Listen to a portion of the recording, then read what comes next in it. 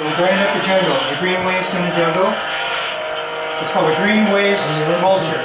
Shall I start? A green waste mulcher. So we wanted to get this image on here because we're having some technical difficulties. Wait till he throws in this banana stalk if we get that far. Come on, put that thing in there. This will virtually grind things up as fast as you can throw it in the machine. So this is the appropriate scale that we need for what we're trying to do. So we have unlimited material in our area. We're living in a tropical zone here in Fiji. So look at this. Just throws that whole stock of bananas in there. Boom!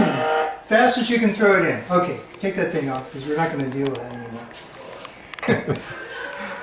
My special thanks to Anisi Socorro and Seleshni and all the staff here at Sabu Agriculture Department. Today I'd like to share with you some of my research and development in the area of natural agriculture. It's become very apparent to me in my many years of agriculture and agricultural study that we have a problem. Let me back up a little bit and just tell you a little bit about myself. Could you throw that first image up for me? I first started agriculture 10 years before this, and this little boy here is 35 years old. So I went to agriculture college back in 1973, and I studied biodynamic gardening and farming from there. And I just kept learning and wanting to know more and studying nature and looking and listening to her. So I'm bringing some organic principles forward, and I think I have a way here to help us engage the natural systems that are all around us in a way that will enable us to economically, in a viable way, to use the natural world rather than chemicals. Now the chemicals, the main chemicals that I'm really worried about now, the main chemical is paraquat. Okay, it's in everything. It's in the wheat, any kind of a wheat product. They actually use paraquat to harvest your wheat. So it's in the genome of all the GMOs, and then it's designed to actually take a heavy dose of glyphosate. I can't go into how harmful this is to the human body right now, but I'm going to give you some alternatives where we don't have to use glyphosate, we don't have to use NPK, we don't have to use urea, we don't have to use all these other methods to grow, which are just not a cost-effective way if you can do it naturally and harness the natural systems that are surrounding us. Could you get the next image for me? Okay, same boy next year. I think he got hold of some kind of a sprouting almond tree or something, and my neighbor Diane was talking to him and teaching him.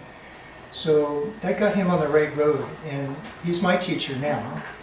He shared with me some issues that have to do with anaerobic fermentation. So that's how we can heal the land. Okay, I'm going to talk to you first about how to grow without chemicals. Then we'll talk about healing all the degraded lands that have been killed. Literally, the life in the soil has been systematically destroyed using paraquat, which kills what's on top and it kills what's underneath. So you are hooked into a chemical agriculture system, okay, that isn't cost effective. It degrades the land, it pollutes all the reefs, it's got a lot of issues and problems, and we don't need it. And I'm going to show you why. Next one. Okay, this is my lab. Okay, this is mycelium. This is mycelium. Now mycelium is a network, it's a web. And this permeates the ground that's underneath you. Now in chemical agriculture, okay, if you paraquat and you plant, the plant will absorb the nutrients that are close to the root zone. That's why you can get off a crop. If you go and you try to plant the next year in the same spot, there won't be any more nutrients because it will have leached down beyond the root zone. So by restoring the mycelium in the soil, and I'll get into how we can restore the mycelium and the life in the soil, okay, we can bring that land back into production again. Okay? Next one. Okay, this is you can't see the charcoal underneath it, but it's one piece of charcoal, and this golden mycelium is growing up out of it, and this is the fruiting body. Now when you see mushrooms, this is the fruiting body of the mycelium that you saw in the previous picture.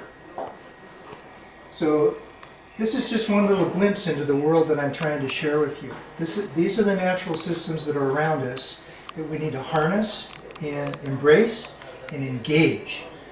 So that machinery you saw in the beginning, that machinery, as you saw, will grind up green waste as fast as you can throw it in there. So I'm talking about 2, 3, or more cubic meters an hour. So you're talking about a lot of bulk. Okay. Right, now the opportunity to engage this system is at our fingertips. All we have to do is decide that we want to do it. So the system that I've designed is very, very simple. You clear the land, you till the land, you get all the roots and things out that you can. Well, you're going to have seeds in there. You can't help but have seeds in there. Farming in Fiji is about 70% fighting the jungle and about 30% farming. So when you clear the jungle, it's like my pulling the skin back on my arm, and then the scar tissue that forms is like the weeds or the jungle material in the vines. So if we clear the land and we do a good job, okay, then we create a blanket. We put a blanket over it, like a big Band-Aid, a 100-millimeter blanket or Band-Aid. That turns into soil, that becomes soil, it abates the weeds, and it gives a sustained release food source right to the root zone. So every time that it rains, it gives a little bit of nutrient. It takes all that activity right at the top of the soil and the bottom of that blanket, and it sends it down in little doses down to the root zone. So it creates a very, very balanced way to feed the plant, and it abates the weeds. So you're not fighting the jungle all the time. Can you imagine with 70% more time to put into farming that you could be more productive? Well, that's not where it stops, because you're not only having to weed all the time, you're not only not having to put money into chemicals and fertilizers and stuff all the time that are going to make it where you got to put more chemicals and things in. It's going to enable you to farm there year after year after year. You can keep farming in the same spot, season after season after season, and it's just going to keep getting better because you keep putting life into the soil. And that's what I'm trying to get across. All we need to do is harness the systems that are here with us, the natural systems that are all around us, use our minds, use our technology, and apply it. Minister Sururatu, Minister of Agriculture and Emergency Services, he very eloquently put it to the people up in Mombasa. It's a meeting in Mombasa.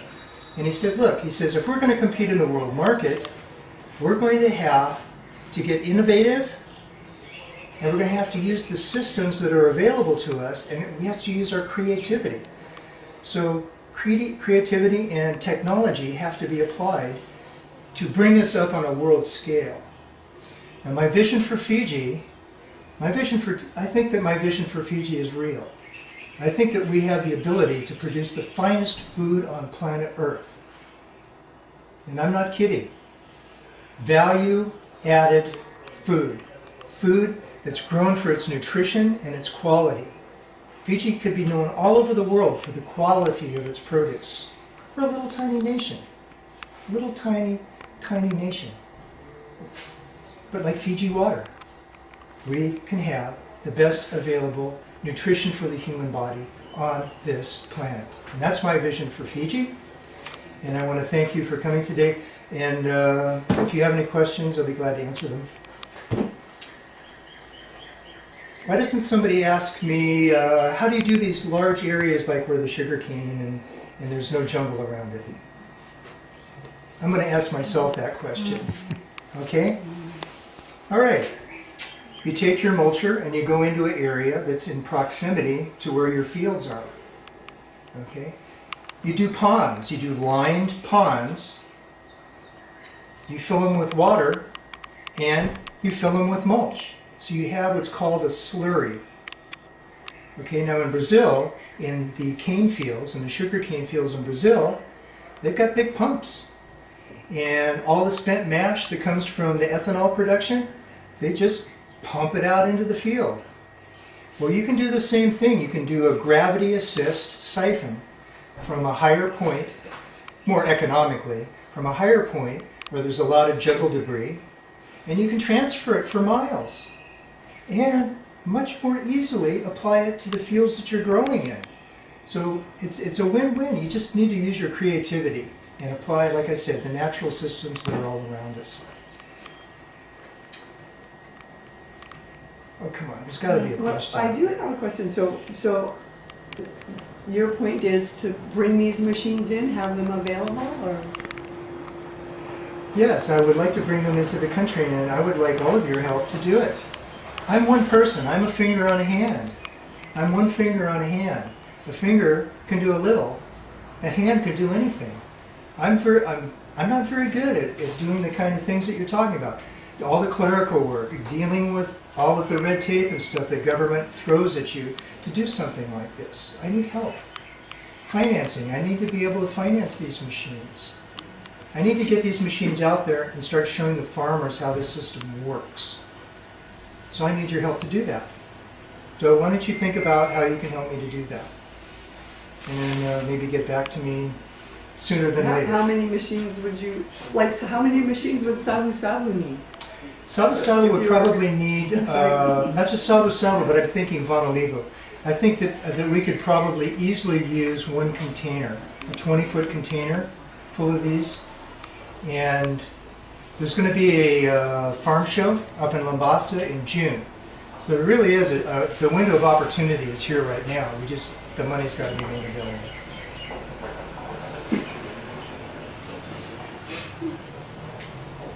Why not talk to the minister about this? He's the head guy. He's getting a link to this YouTube. Okay. I'm definitely all ears when he's ready. What would be a good model for using these? I mean, would people rent them, or? That would be up to the ministry, because a tractor, is necessary. We do have tractors, and there are privately owned tractors. There are tractors that, that the ministry has available. It's a PTO-driven 3-point hitch, which is ideal, because if you're harvesting biomass from hillsides, you create a roadway along the base of the hill, and then use Fiji power and stage the material downhill into areas where you can load it into the machine. So you go in swaths. So you can go all the way down. Now if you want to reapply it and plant on the hillside, then you create a road along the ridge.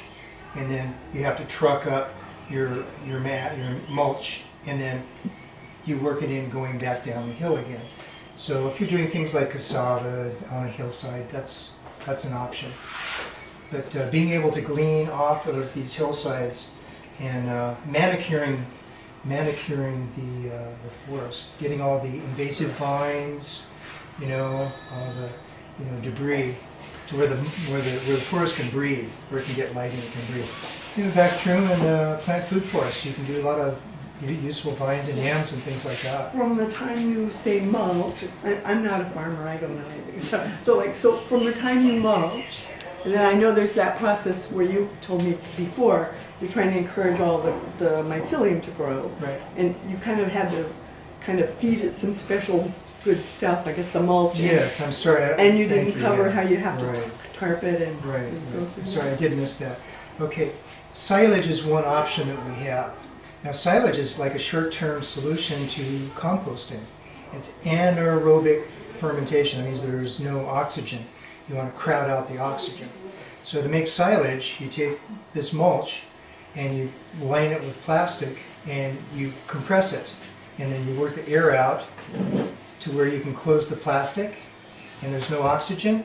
In 10 days you've got silage. It's full of all kinds of lactobacillus and all kinds of beneficial microbes. So with a layer, like a thin layer of this, or an elixir liquid form of this, along with your top mulch, you can actually bring degraded soil back into production again in a very short amount of time.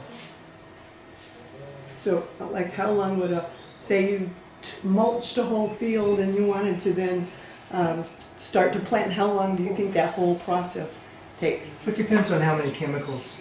Now this is the thing about chemicals, you're saturating a whole field, every little bit of the field, with your chemical fertilizer. So that's so that the root hairs and everything can reach it, you see? Whereas the mycelium can take it from miles away and bring it to the root hair.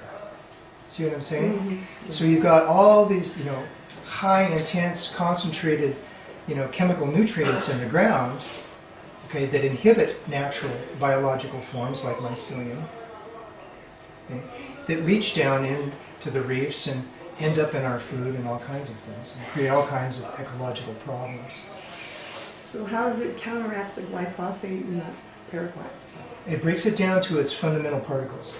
So it breaks it all the way down to where it's inert, and it's no longer a threat to you, me, or the plants that grow in the ground.